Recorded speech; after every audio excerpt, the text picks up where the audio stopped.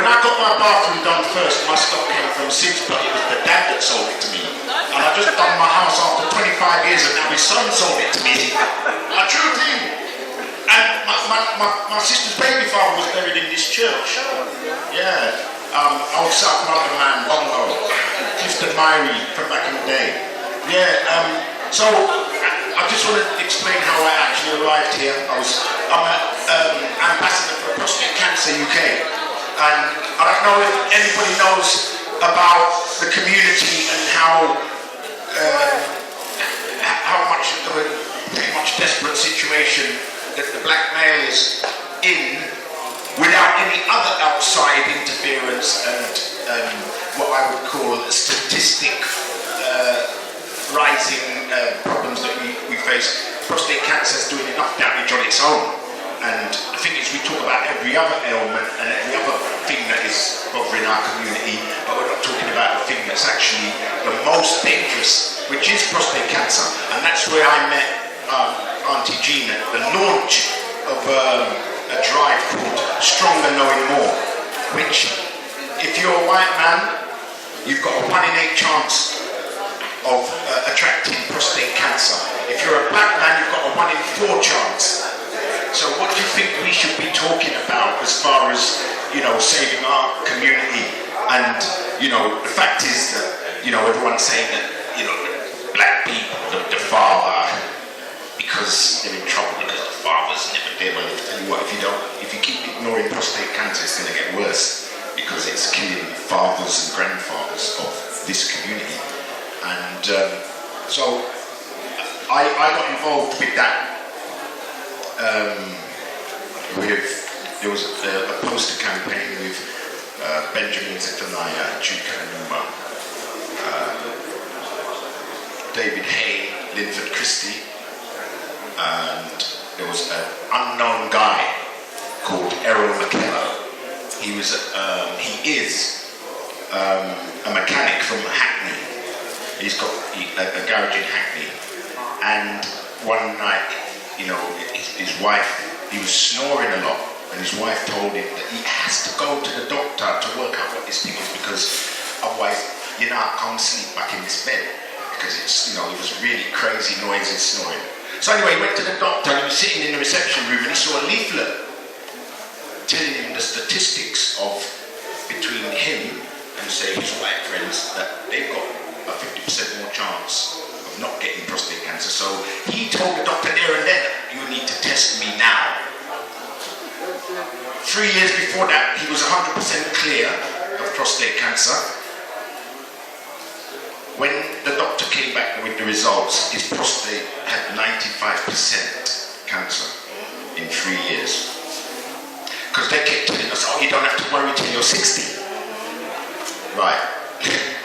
So, when he found out that he had prostate cancer, and it's a warning to all of us, and he was man enough to say it, he went back to his car and sat there for hours crying like a baby. Because basically you think your life's over, isn't it? So, 6 months, as you know, any cancer treatment, 6 months, that is an uphill struggle, and then it continues after. So he went through all of that, and he had to obviously have it last. The youngsters in the room cut off or out, and he went back to work about 6-7 months later. So the first customer that came into his garage, because when you go doctor, the English people say, I'm going to get an MOT at the doctor's. But you see, black people will MOT their car, but not their body. You see? And they won't talk about it either. But they'll talk about MOT in their car. Well, I need a new suspension. Well, anyway, so he goes on to tell the guy. He asked him, have you had your prostate checked? So the guy said, no. He said, if you get your prostate checked, I'll give you 25% off of your MOT. So the guy went to get his prostate checked. Guess what? He had prostate cancer. So that was the first person thus far to pay. He has sent this is one black man in Hackney, in a car garage, has sent 5,000 people to get their prostate checked. Out of those 5,000 people, 45 had prostate cancer. 2/3 were black, and 2 died. Now, they were telling us that you have to wait till 50, 55 and all this. What do you think the ages were of the people that died, of those 2 people? 38 and 40. So, you see what I mean? The taboo, it's not only in the black community, the taboo will range through most communities that are pretty much religious, like, maybe the Jewish community, the Asians, the black, they don't talk about those things because of the stigma of what they perceive the treatment to be. And of course, the first thing, if you ask anyone about prostate, they think that the doctor is going to say good morning and put his hand in your rectum. We have to be honest about this. That is a conversation that doesn't go down very well in our community, or the Asian community, or the Muslim community, or the Jewish community, because you don't hear them talking about it, neither do you? But you see, English people, they're no business. I'm going to get my check, mate. See? So it's a different mentality, and it does have, different reasons for why people don't want to talk about it. Because in our community, we just don't talk about that. We just don't talk about it. Anything that's called entrance, we don't talk about it. It's true. We can deny and hide and seek and all that, but pretty much everybody knows. If anything that is bad for you, or that's happening around you, 9 times out of 10, it's because of ignorance. You're either ignorant people, or people that are ignorant to a particular topic. So, I tell you, we asked I was in Guadeloupe. I digress, I go back to Errol. So when Errol, he went one step further. So he asked 100 men and 100 women, when's the last time you had a checkup at the doctor? Just any general checkup. How many men do you think said they'd had a checkup? Don't be shy, you can shout. I'm not. 5? Anyone else? 10? 1. How many women? 80%. How many women had a check? 80. 99. So, the same way it was his wife that saved his life, it's up. Like everything in the black community, the woman is the teacher, And everything else. the doctor, the nurse, the educator, yeah, The backbone. the rib, the foot bottom,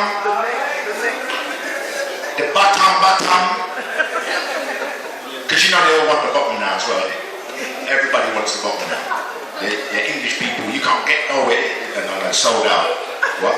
The Kardashians bought it. All the panties them sold out. Yeah, what size you want? Kardashian. Now sold out. Them English girls have got that. See, so man, I laugh now. So anyway, so after that now, we was doing a show called Real Full Monty, right? Because you know what you say, you know what I say? Quit or shut up. So I couldn't really, be an ambassador for prostate cancer UK, and so I had to go and make sure I do the check. So then we called Real Full Monty, which was celebrities going and doing the Full Monty, and we went back to the same place where the film and then people made it. So obviously they couldn't get no one to do it that was black. You see what I mean? No celebrities wanted to do that. No, sir. They're gonna go and So I said, well, if you're going to talk about it, you've got to walk about it. See, so I went and did that show, but when we were doing that show, I told them they couldn't do that show unless they went and spoke to Errol, because he is the story of prostate among the black people, because nobody, Benjamin Zephaniah was the first one to bring it up. He was the first person to stand up and said, I had prostate cancer. Yeah, Benjamin Zephaniah was the first black man that I heard talk about prostate cancer. And of course he has, dreadlocks, it's standard. Someone's got to start it, isn't they? And most of them likely in our community it'll be a Rasta. If it's positive. You're looking at me like I'm saying something you don't understand, but it's true, isn't it? When we was young, right, and the Rasta man was doing that thing and singing all them songs, basically giving you all the advice that you'd need to walk through life in that skin. Even our parents used to say, hey, I don't want you hanging around with them Rasta man, because it wasn't seen to be acceptable. But now it is. And so now everybody's trying to catch up now and say, why, you know what? Just wait for me. You see, so because they were the ones that were actually preaching stuff that would help us, because yes, there's people that can preach to everybody, but it's who we listen to. So I was saying that this is Marcus Garvey. It's all about Marcus Garvey. Well, I live literally a stone throw from Kensal Green Cemetery in northwest London, Harlesden, Kensal Rise. And that's where Marcus Garvey was buried first before they took him up and took him to Jamaica. So I'll just assimilate myself with Marcus Garvey for that 1 second. Yeah? And so in our area we was always, it was nothing to hear a Shaka sound system up the road or go down to Acton Hall or the Metro. Then that's where I used to rave. It was crypt.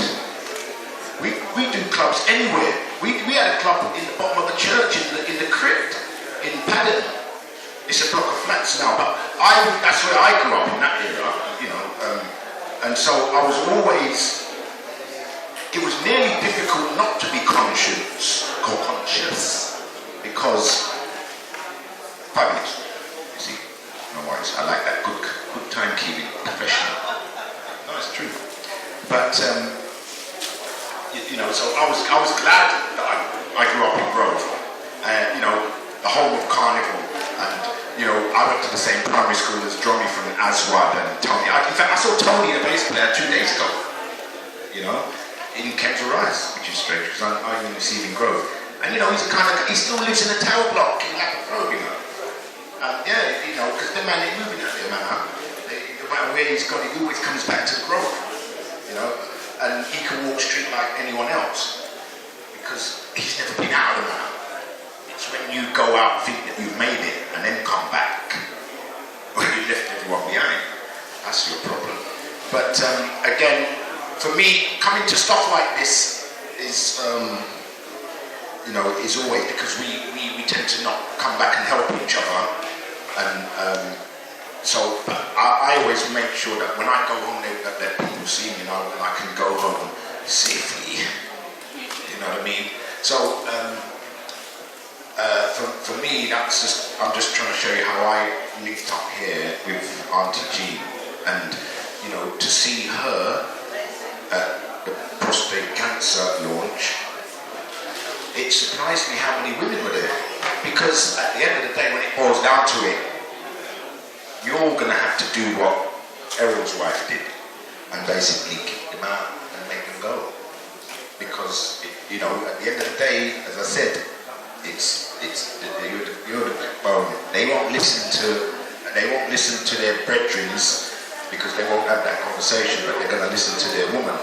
And if Errol didn't go, he wouldn't be here today. So, when you see him, and he's got his own foundation now, the Errol McKellar Foundation. They just did a big football match at Lake Norien. I went to that, and there was a lot of people there, like the guy from the Chase and Robbie G, and and it's up to us to spread that word. so that's my little bit for today. I'm just a visitor, really.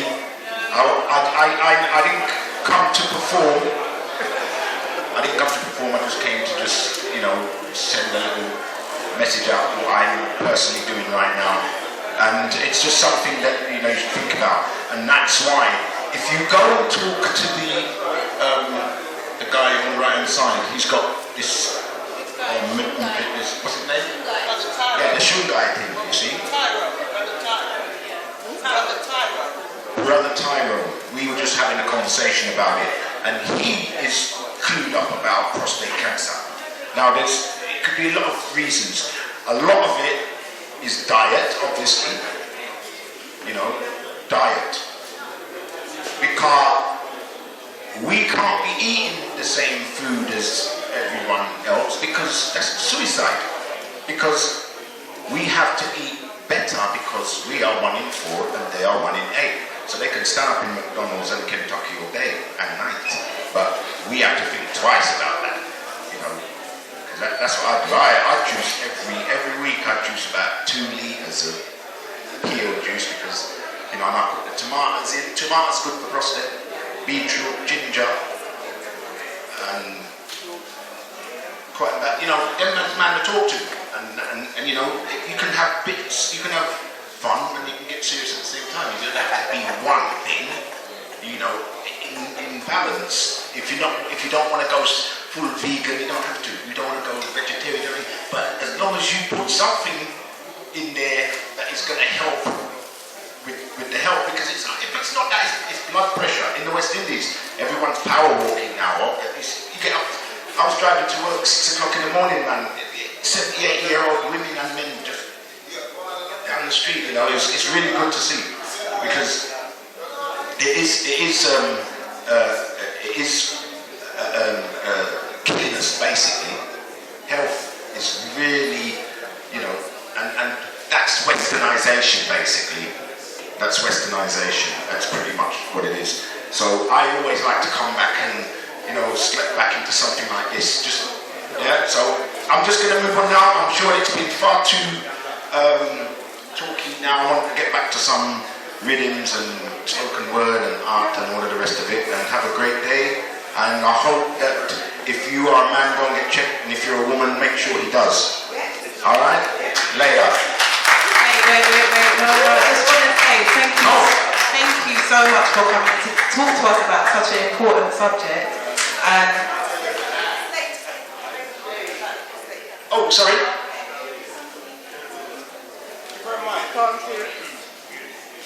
Yes, no, that is a well-known fact. If your grandfather or your father had prostate cancer, if from anyone that you can remember in your family has had prostate cancer, you are even more of a risk than 1 in 4. You are even more of a risk than 1 in 4. And one of the guys on the real Full Monty, his father and his grandfather had it. Do some talk to the parents. I said it's a lack of conversation. We have to know those things, because it does have a domino effect. And so we have to then, as stop the rot, as they say. Sorry. I just wanted to say thank you very much for coming and talking to us about that. It's so important. And you are not just a visitor, you are one of the family. So do come back. Family. Yes. It's more than you. It's more than me. Whatever dreams we have, they're for the family. This dream is for all of us. This one can be real, and you can't stop us now because of how you feel. It's more than you. It is more than me. Whatever dreams we have, they're for the family. You're not alone anymore. Now there are others there, and that dream's big enough for all of us to share. So don't think you're not going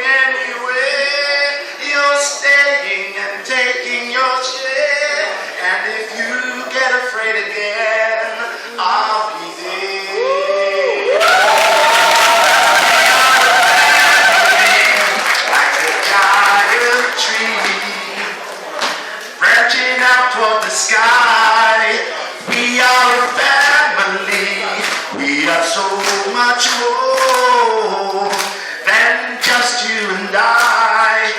We are a family, like a giant tree.